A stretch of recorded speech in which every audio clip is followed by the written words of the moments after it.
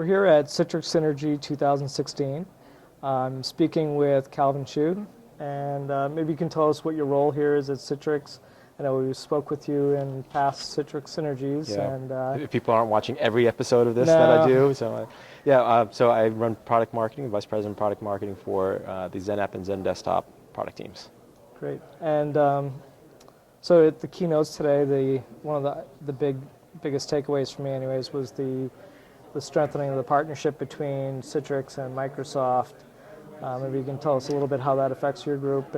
Yeah, so extremely exciting stuff. I think what's terrific about it is it affects my group, it affects the NetScaler group, it affects the Zen Mobile group, and it's really just a broad across-the-board partnership that we've outlined here in this agreement and in the announcements. I think it's headlined by the news about Win 10 VDI, current branch of business being on Azure, and having the ability to run in a public cloud for the first time, the Windows 10 operating system, and Citrix being the partner there to help build that service and enable people to do Win 10 VDI, get on the current branch. From the conversations I've had with customers, I see them looking at this as a way of doing some of their Win 10 migrations, actually. So they want to get to the latest, they want to see it, but what's the quickest way for them to get there? Deliver it as a cloud out of the cloud as a service, and just start using it on whatever device that they have today. Great. And maybe you can speak a little bit about your partnership with Nutanix and what you're doing with them. Yeah, I'd say before I get into the Nutanix stuff, in general, the hyperconverged infrastructure space is exploding right now, and all the major suppliers are looking to Citrix for those workloads. I think VDI is one of those classic workloads that work. It sort of fits the use case for HCI, right? I've got sort of something that's a little bit different than everything else in my data center.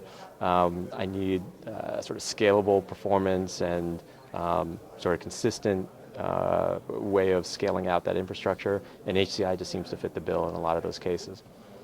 So we see lots of different folks offering up solutions from Cisco, HP, Fujitsu's got a great solution based on Atlantis, which is another partner of ours, and Atlantis is partnering with all these other vendors as well, and they all offer these terrific options, many of them without having to pay the vTax. So they run on Hyper-V or they run on Zen Server, and that's the way a lot of customers are looking at funding some of these projects. They're saying, I can take some of the things the money that I would spend on a vSphere renewal and modernize my data center, move some more Citrix workloads onto it at the same time.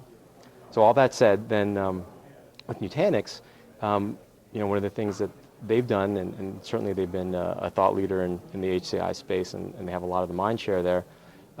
They came to us and said, look, what would be really exciting to customers from a packaging perspective, a cost per desktop perspective, and to their credit, they basically gave us a blank page and they said, tell us what this should look like. And we said, well, the thing that people always want to do when they think about virtual desktops is compare it to the price of a PC, right? So what does it cost me to go buy a PC, much less run it over the 3 years of its life? And we said, if we can get that price down under the cost of a PC, then that becomes really compelling. Right. People start looking at it as an option. So we worked with them. They said, well, between the Nutanix infrastructure, their management software, their built-in Acropolis hypervisor and management for that, a Citrix VDI license, and 3 years of support and maintenance for the whole kit, we can get that in around $415 per user. And that also accounts for a split of tasked knowledge worker. So it's not like they're all doing just menial kind of things in there. And so with that, then you take that, and another thing that we announced was the HGX ready Pi, the Raspberry Pi devices. So you that was interesting. Yeah, take the 415, add a Pi, and for under $500, you can have a end-to-end full VDI system, which is pretty darn cool. Yeah, I've been fooling around a lot with Raspberry Pis and Arduinos, and so it's interesting to me. Yeah, and I think it's it's a little disruptive, but it's a great device. It's got plenty of horsepower. That's all you need, really. Yeah, I can see people have been calling them thin clients. I almost see them as like almost invisible clients, right? You just take this thing, stick it on the back of a monitor, and people don't even know it's there. It Right. turns any monitor into a virtual, all-in-one, and works great. Well, on the other side of things, for people who need a little more horsepower and doing graphical applications, I understand you're doing some stuff with NVIDIA. NVIDIA and Intel, both. And Intel. So yeah, really exciting stuff on the graphics front.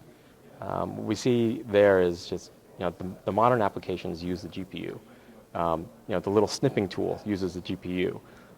Certainly all of Office, and most browser-based applications are all hitting that GPU.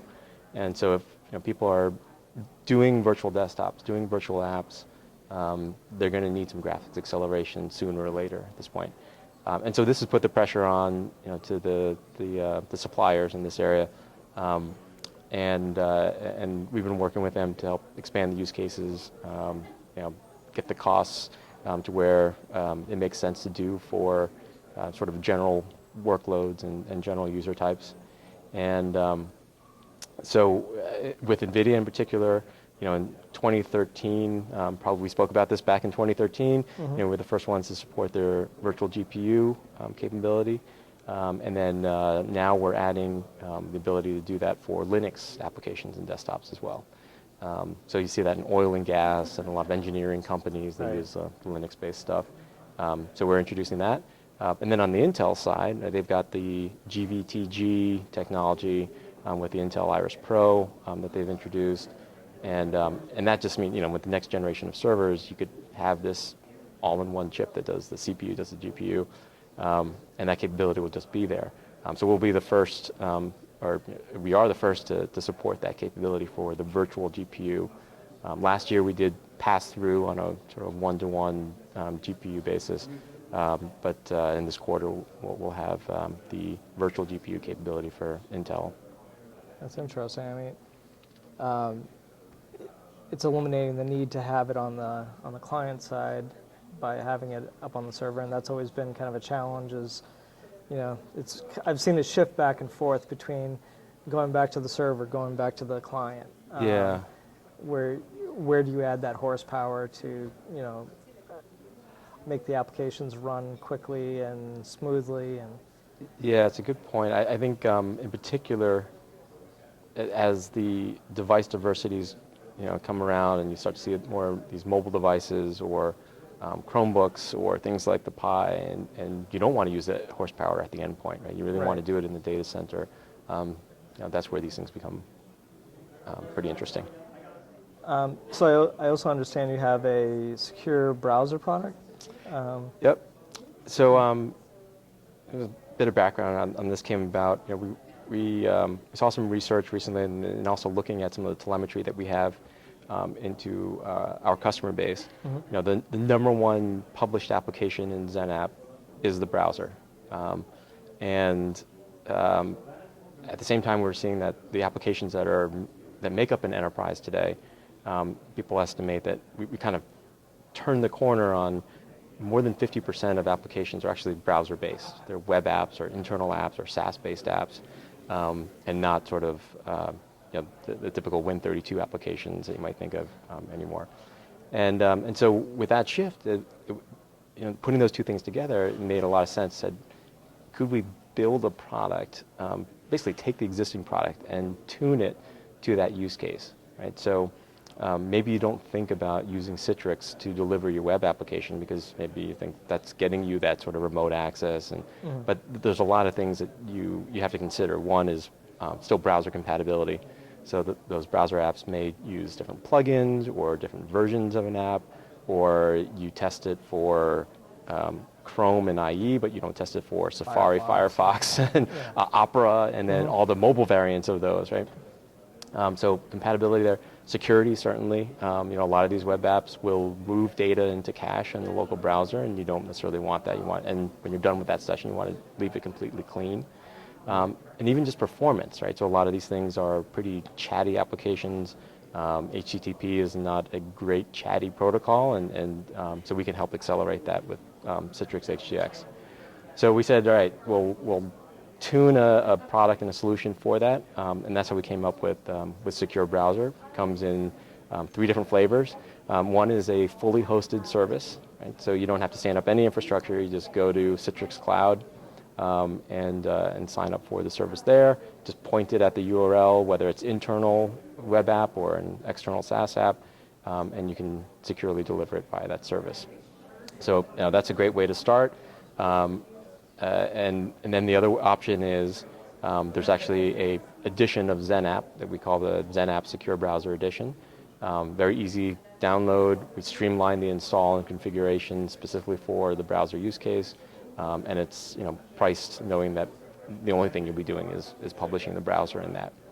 And then the third option is if you're an existing customer or you have an existing XenApp implementation, for free you can download the Secure Browser Deployment Kit. And that walks you through a blueprint and automatically does a lot of the configurations for storefront and for policies, for making the browser experience look seamless to the end user, so you don't see browser windows inside of browser windows. It's all just very seamless for them. And that can be downloaded and deployed for free. So it's just really a way of highlighting this capability.